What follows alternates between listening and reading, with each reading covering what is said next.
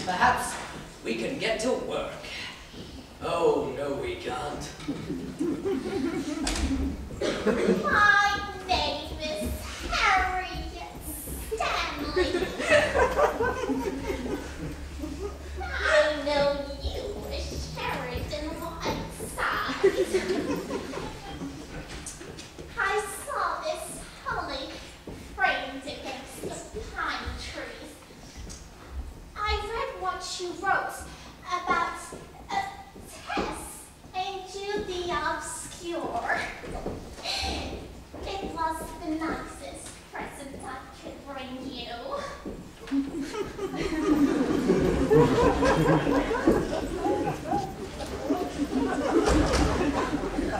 What was that? That was Mr. Stanley's sister Harriet. I've talked to her a few times. She's quite strange. Strange. She's right out of Night of the Living Dead. You know, I could have sworn I'd seen that face somewhere before. Nonsense, you couldn't have. Oh, well, let's get down to work. What day is this? December 10th. Send a fax to Sky Television. You can schedule my Christmas Eve broadcast from the New York studio, as I shall be returning east to New York instead of proceeding to Hollywood. Stop.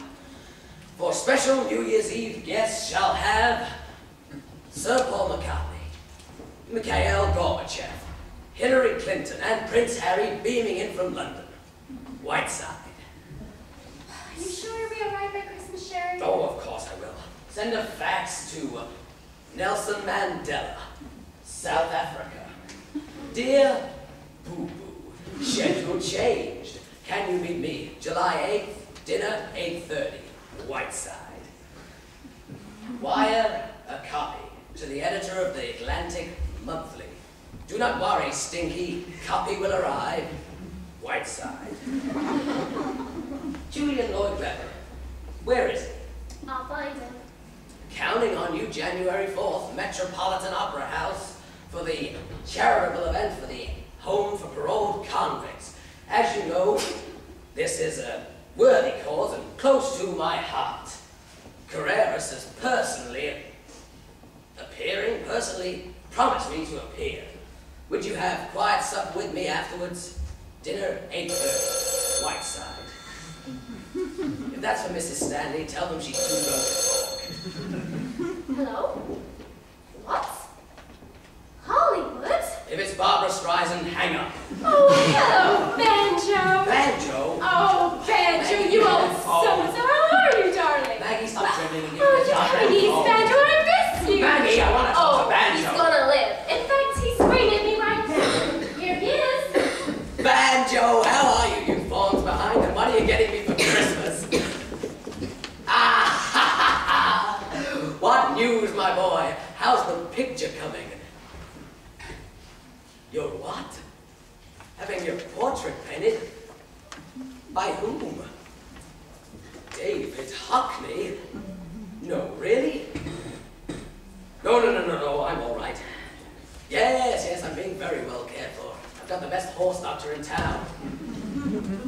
No, I'm going to New York from here. I'll be there for 3 days, and then I'm going to Dartmouth for the drama festival.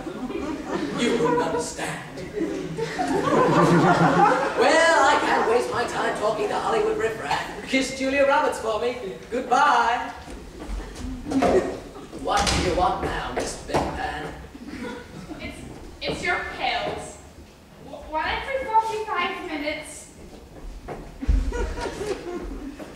Now, well, Here's a fax from that dear friend of yours, Lorraine Sheldon. let me see it. Sherry, my poor sweet lamb, I've been in Scotland on a shooting party with Charles Manila, and only just heard of your poor sweet hip. I'm down in Surrey with Tom Buckleballs. By Wednesday, I can't wait to see my poor sweet Sherry. Your blossom girl, Lorraine, indoors the that stuff. I may vomit. Don't be bitter, Maggie, just because Lorraine is more beautiful than you are. Lorraine Sheldon is a very fair example of that small but vicious fervor you move in. Pure sex jealousy if ever I saw it. Give me the rest of those. Lorraine, Tom Buckleballs, my Aunt Fanny. If these people intend to have their friends using the front door... What do you want him to do? Use a rope ladder? mildewed pussbags rushing in and out. There's nobody home! The Stanleys have been arrested for supplying crack! Go away! Good morning, Mr. Whiteside. I'm Jefferson of the Mercedes Journal. Get rid of him. I'm sorry, Mr. Whiteside is seeing no one. Really? So will you please excuse us? Good day. Mr. Whiteside seems to be sitting up and taking notice. I'm afraid he's not taking notice of the Mercedes Journal. Do you mind? You know, if I'm going to be insulted, I like it to be by Mr. Whiteside himself. I never did like carbon copies. Touche, if ever I heard one. And in Mercedes too, Maggie dear. Will you please leave? How about an interview, Mr. Whiteside? I never give them go away. Mr. Whiteside, if I don't get this interview, I'll lose my job. That would be quite all right with me. No, you don't mean that, Mr. Whiteside. You used to be a newspaper man yourself. You know what editors are like.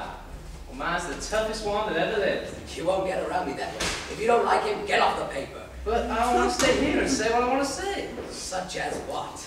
Well, I can't put it into a lot of words, Mr. Whiteside. It'll sound like an awful lot of hooey. But the Journal was my father's paper. It's kind of a sentimental point of view for the paper. I like to carry on where he left off. So you own the paper, eh? That's right. Then this terrifying editor, this dread journalistic apocalypse is you yourself? In a word, yes. I see. In the future, Sheridan, let me know when you don't want to talk to people. Hush them right in. Now come over here, young man. I suppose you've written that novel. No. I've written that play. Well, I don't want to read it. Do these old eyes see a box of goodies over there? Fetch it for me, will you? The trouble is, Mr. Whiteside, that your being in this town comes under the heading news. Practically the biggest news since 9/11. So I've just got to get a story. Pecan butternut fudge. Oh no, Mr. Whiteside, you mustn't eat candy. It's very bad for you. My great Aunt Jennifer ate a whole box of candy every single day of her life. She lived to be 102. And when she'd been dead 3 days, she looked a lot better than you do now.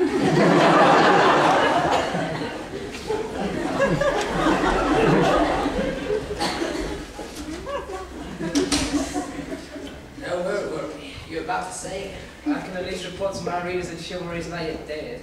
We won't discuss that. Now that you have won me with your pretty ways, what would you like to know? Well, how about a brief talk on famous murders?